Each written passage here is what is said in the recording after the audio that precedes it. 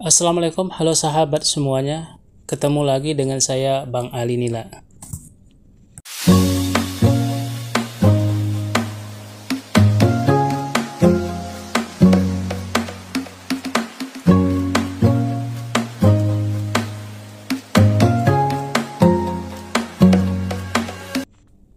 Untuk video kali ini kita akan melihat persiapan sejauh mana pembangunan kolam hebel untuk ikan nila. Kolam yang ini akan menjadi dua fungsi. Yang pertama untuk pembesaran dan yang kedua untuk pembenihan. Kenapa kita bilang untuk dua fungsi? Kolam ini sebenarnya dirancang untuk pembesaran karena kolam ini mempunyai kedalaman 1 meter, sedangkan untuk pembenihan kedalaman 30 sampai 50. Tujuan utama dari kolam ini adalah untuk pembesaran ikan nila. Di saat kita melakukan pembesaran ikan nila dengan produksi setiap hari benih, mungkin tempat yang ada tidak bisa menampung benih yang kita produksi, maka kolam pembesaran ini bisa kita alih fungsi menjadi kolam pembenihan. Kolam pembenihan dengan kolam pembesaran secara perawatan berbeda. Kalau untuk pembesaran, ketinggian air minimal 90 sampai 120 cm. Berbeda dengan pembenihan, ketinggian air 20 sampai 50. Untuk kolam hebel yang ini adalah kolam yang ke-9 yang berhasil kita bangun. Kolam ini dibangun dari hasil budidaya ikan nila, murni dari budidaya ikan nila. Kita sama sekali tidak mengambil uang dari yang lain.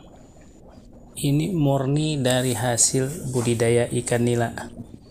Selama ini kami membangun kolam itu semuanya dari hasil budidaya ikan nila. Seperti contohnya, kalau untuk misalnya bulan ini kita mendapat uang berapa, sekian, misalnya sekian juta. Kalau kita belum sanggup untuk membayar ongkos tukang, maka kita membeli bahan baku seperti hebel, semen, pasir, lem hebel. Lalu kita kumpulkan, kita simpan di sini. Kemudian untuk bulan berikutnya, di waktu kita menjual ikan nila dan ada lebih dari hasil jual ikan nila, maka kita kumpulkan uang itu, hasilnya itu, seterusnya kita mencari tukang untuk membuat kolam hebel.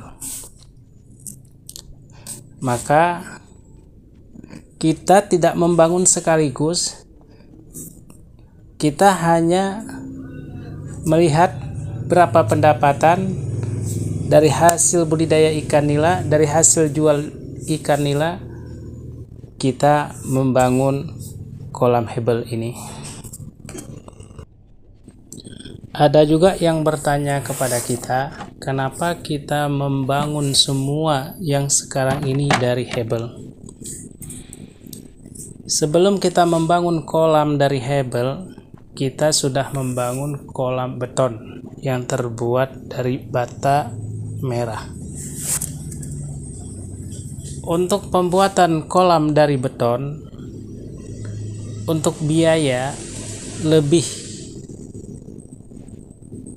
banyak daripada kolam hebel. Ini sudah kita bahas di video sebelumnya.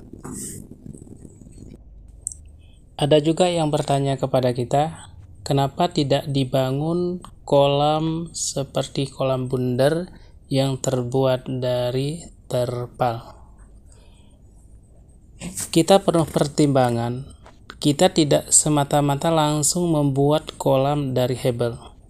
Kita sudah pernah membuat kolam dari terpal, tapi bukan dililit, atau maksud kami dilapisi dengan besi warmes.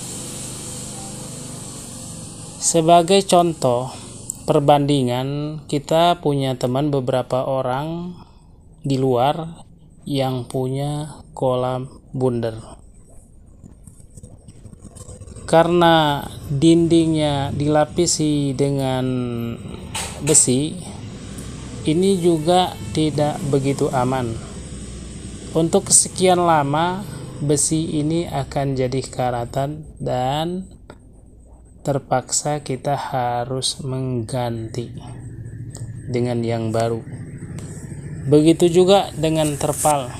Ini sangat rawan dengan kebocoran. Kita juga harus menyiapkan biaya tambahan, yaitu biaya renovasi. Berbeda dengan kolam hebel, untuk kolam hebel kita hanya mengeluarkan biaya sekali. Dan perbandingan antara kolam terpal yang terbuat dengan warmes itu jauh, masih lebih murah dibanding dengan kolam terpal. Untuk ketahanan, kolam yang dibangun dengan hebel itu cukup sekali untuk seumur hidup.